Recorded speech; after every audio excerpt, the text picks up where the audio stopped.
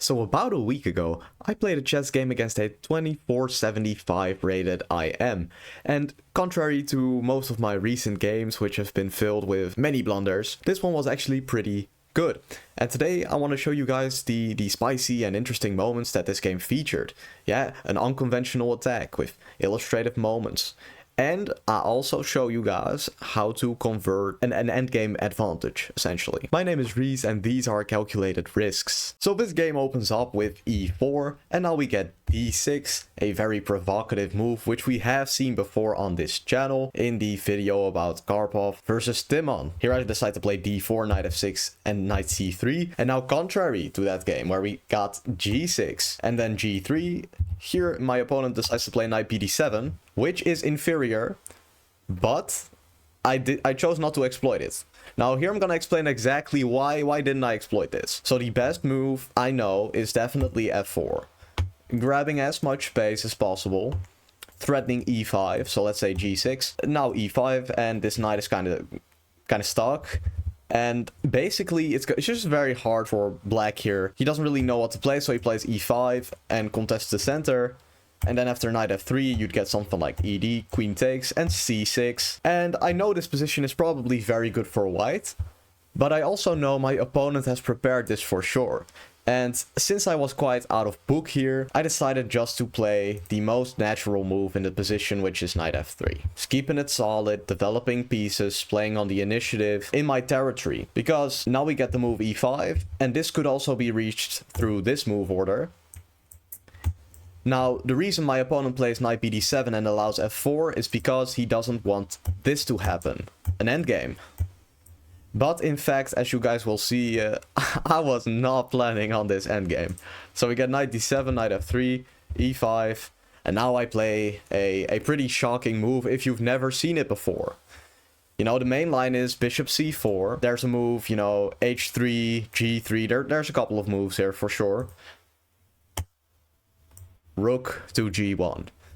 Now, first of all, this move g4 used to be popular back in the day and was played by the famous grandmaster Alexei Shirov. Now, this is not exactly refuted, but it's maybe a little bit less good than this move rook g1, because obviously this is a gambit, and in a classical time control I'd rather just keep my pawn. So I decide to play rook g1. Now here my opponent plays c6, and I play g4, of course. You know, just following it up and sticking to my guns, just playing g4. h6, preventing g5. So let's say he plays like this move. Now I attack the knight. So he prevents that. We get bishop e3. And now a very bad move, in my opinion. Engine doesn't mind it too much, but it's pretty terrible. He plays queen c7. Why is this move bad? You may ask. Well, that is simply because it doesn't really do anything. Like there's a couple of sort of bad moves that the black players will have, and those are queen c7, bishop e7, b5, a5, bishop e7, knight f8, knight g6, knight e6, stuff like that. Now, if I would play here, you know, if I would just play e5, bishop c4, and I would castle rook e1, it doesn't really matter too much what black does. It's very complex, it's of course, but it all sort of comes down to the same thing. Now here, I'm immediately threatening my opponent. I'm coming on the flank. I'm coming for him. So I play h4. I want to play g5, and when he takes, I want to take with my pawn. So that's why I play h4. Now here my opponent apparently should play knight b6 according to the cold metal. And then I should play knight d2, and we'd get h5 and takes. A very interesting position, about something that is pretty irrelevant as my opponent decides to immediately strike in the center. He plays e takes d4, and knight takes d4, and now he plays that move h5. Now, why does he do this? Essentially, he really wants to stop me from playing g5, and now with knight e5, I just go bishop e2, and g5 is inevitable. So he plays h5, and now I'm kind of forced to take him or to push. Now here already is the first moment where I think you guys should have a look at g5. And then after the move knight g4, what is the follow-up for white? g5, knight g4, what does white play? Alright, your time is up. This move, yeah, I gave the little exclam. Knight g4, and then here you could sacrifice that rook, and you would gain a kingside majority. You can push this pawn. Now, I played a more sort of solid move, which is just as good, by the way. I just took the pawn, you know, because it opens up the rook. And it enables some very natural development. And, of course, you can allow this knight to come in, but I didn't really feel like giving him any activity. So I just take this pawn. And here, ladies and gentlemen, my opponent makes a grandiose mistake. It's total nonsense, in fact. And it really shocked me. So he plays this move knight c5. Now, first of all, he should just take this pawn and accept that his position sucks.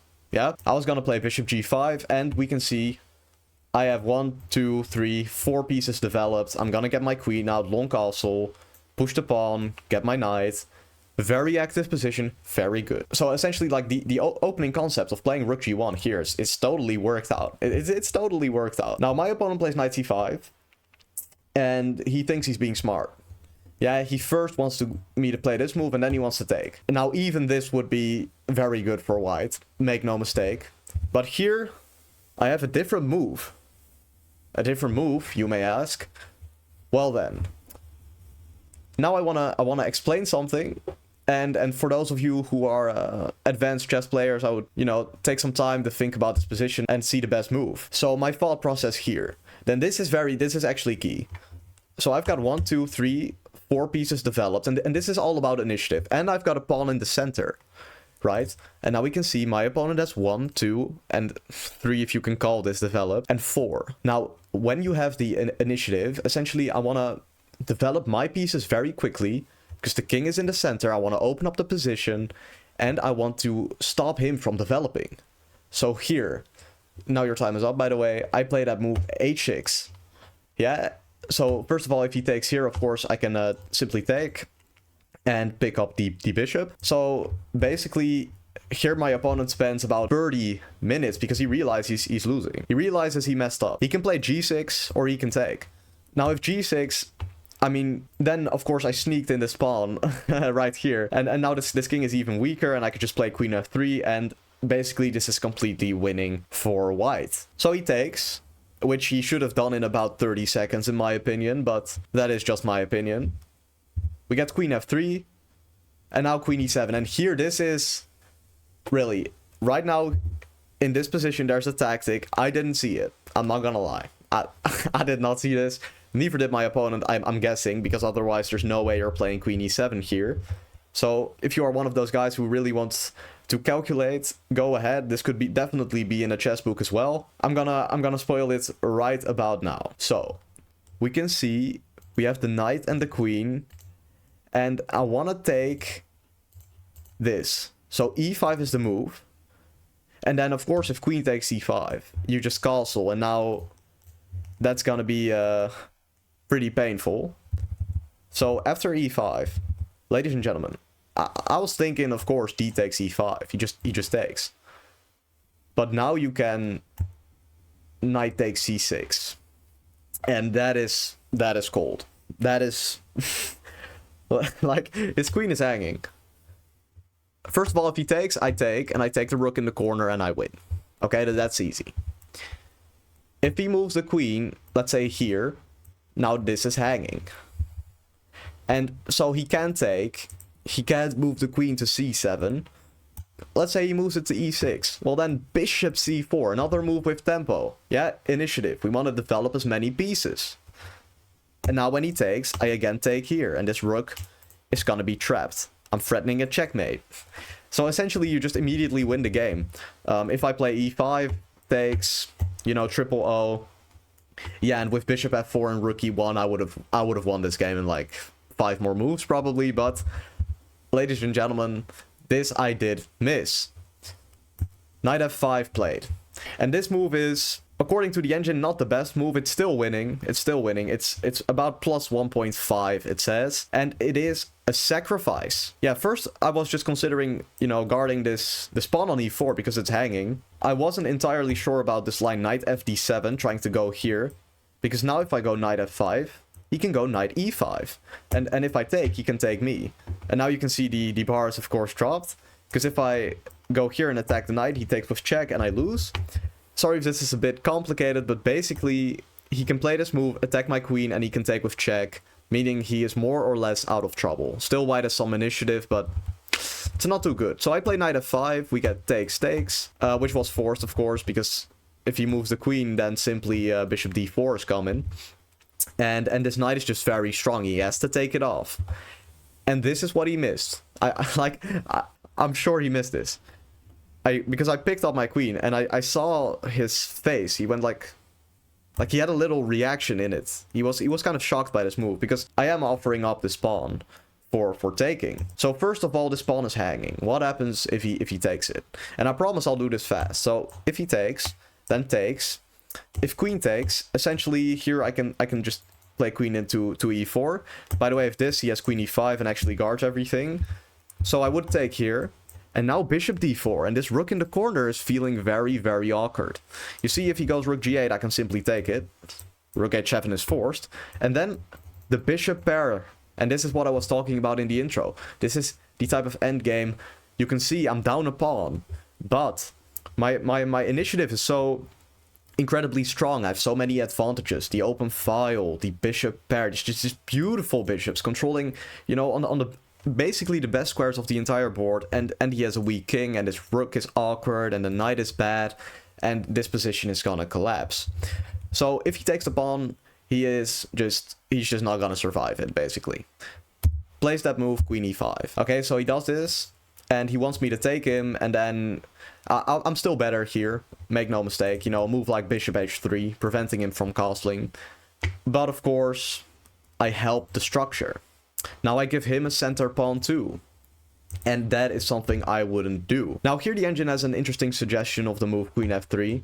Simply going triple O and bishop d4. And although I did consider doing this, I just didn't want to spend too much time, you know? That's the thing. I didn't want to spend too much time. And actually this bishop h3 move is more or less equally good. And it has a completely different idea.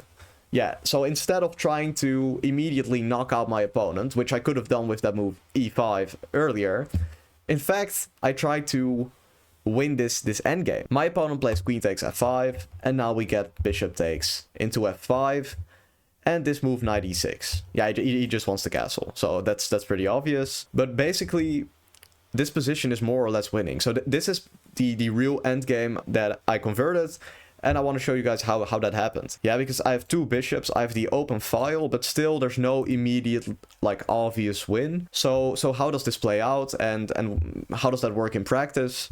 Let's have a look. Triple O, a very natural move. I played this very quickly. We just want to, you know, activate the rook. Don't have to think too much about that. But then here, bishop e7, and now a very critical moment. So again, pause the video here, have a look at this position, think what is the best move for white here. And it's not a tactical moment. It's not tactical. I'll just promise you that. It's not tactical. But a very nice move by me. So essentially in this position, you guys can see I have a center pawn, two bishops, and this rook, like I just said. But what piece is not participating in the game? It's this knight. What is this knight is just looking at these squares, guarding a pawn that's already guarded. So I wanna, you know, get that knight into the game. And then I thought, well, if I put knight e2, yeah, and I can manage to trade that knight on e6, well then, if we, you know, have a look at the position without the knight, you can see it's just much better for white, because, you know, this knight is his best piece. So if I manage to trade it, I'll be happy. Knight h5 played by him, knight d4 played by me. And now, essentially, this is where he completely collapses. Only move is more or less this, but I mean, two knights on the rim are very dim. That rhymes. No, but yeah, you can see these pieces are very poor, of course. And yeah, the engine is suggesting a couple of moves. Rook d3, you know, intending some rook lift. Also just, you know, activating the piece. Slightly more natural would maybe be this move, but in fact, you don't have to worry about the knight taking this bishop. Because now, what remains on the board is much more important than what's being taken. Because in your head, you'll go like, well, his poor knight is taking my good bishop. But in fact, this is what remains on the board. And that's a knight on the rim, a weak pawn. I have 1, 2, 3, 4 pieces developed, and he has 2 rooks in the corner. Obviously, this is winning for white. So rook d3, great move. And now white is gonna get the bishop back. And then put knight f5. Trade this knight, and then I'll have the bishop pair and the open file, and slowly I'll keep pressing. I'll keep tickling him, as some chess players say, and then eventually, you know, the opportunity will just present itself. That's how this works. You know, sometimes over a long period of moves, you don't immediately know the end game. And certainly when I played knight e2, by the way, I wasn't thinking of knight d4 yet. I was more so thinking of knight f4. And, you know, you have to think in schemes and sort of short-term plans. Okay, now I've yapped about this enough. Knight takes d4 happens. And now I play bishop takes d4 and I attack that rook. And essentially I've gotten what I wanted. You know, I've traded the knight. King still in the center, cannot castle this way, cannot castle that way. And now we will see just how severe this position is. Rook f8. And now, again, a key moment. I mean, here at this point there are multiple winning moves, because even a move like a4 would just win the game. Because that's how good my position is. But there's one move that's clearly better than the rest. Again, take a moment. I'm gonna say it right now. It's that move, e5. Now, why is it that move e5? Well, it's very thematic. You know, king is in the center. I have two bishops. Therefore, the position should be opened. And actually, you know, there's some tactical themes that come with this. So, e5. Now, let's say my opponent were to play this move d5. Well, I've just gained some space here. Now bishop e3, I attack this pawn, and then yeah, there's so many options here. I mean, you can play rook g4 and simply double, but a more concrete tactical idea is e6. Yeah, and I'm threatening to take that pawn on f7, and then bishop g6, and then yeah, he kind of loses the game immediately. So obviously my opponent could not play d5 because, yeah, we obviously saw bishop e3 and all that. So he tries one last attempt at, you know, getting the game to be a little bit interesting. Also, by the way, what happens if d takes e5? I should probably mention that because I haven't. You know, rook d8, and this immediately loses because takes, if king takes, there is check. Here, check. And then here, and you take, you know, every single piece on the board.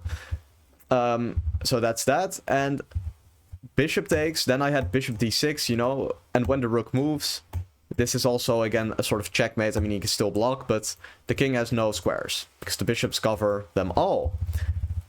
Can take, can do this. Okay. Knight f4 played in the game. He's trying to fork me. Now, here, again, actually another crucial moment. Like, this game is filled with so many great moments. It's really great. So, again, you know, I could play a move like rook e1, but then now he can play d5, and now bishop e3 isn't as good anymore, because he can kind of move out his knight. And then if I take, maybe he can get some counterplay. So, we just don't care that he does this. I just take. Because now, if he plays this move and, you know, takes my rook. Well, first of all, I have rook e1 winning the game, but let's keep it simple. You can take, attacking the rook. And when he takes, I just take his knight, two bishops. And yeah, obviously bishop c5 is gonna come. It's just gonna lose the game. So essentially, that move... Sorry, e takes d6, bishop takes h4. Yeah, he just tries to not immediately lose. Tries to postpone it a little bit. And now I play rook e1 check.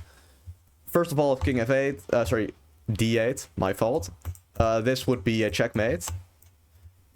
So here I attack both the pieces, and if he guards the knight, then I sacrifice the rook. Yeah, I did that a bit too casually, and then it's checkmate.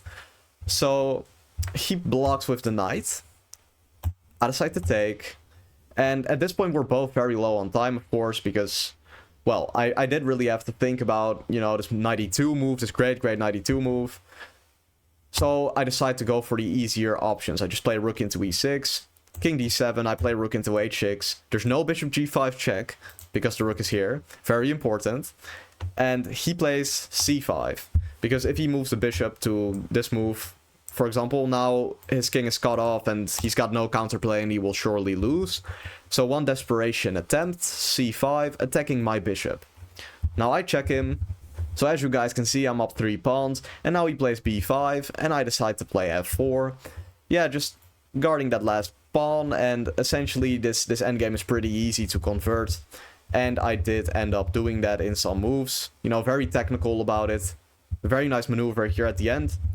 You know, playing rook e8, knowing I give up 2 pawns, but in fact, after rook f4, rook b5, I can play rook b4 and take this pawn on a4, and it's really easily won. Thank you guys so much for watching. Do leave any suggestions you have in the comments below. And if you did enjoy this video, then you will probably also enjoy this, you know, other very similar analysis video of a game I won against a very strong international master also. Have a great day.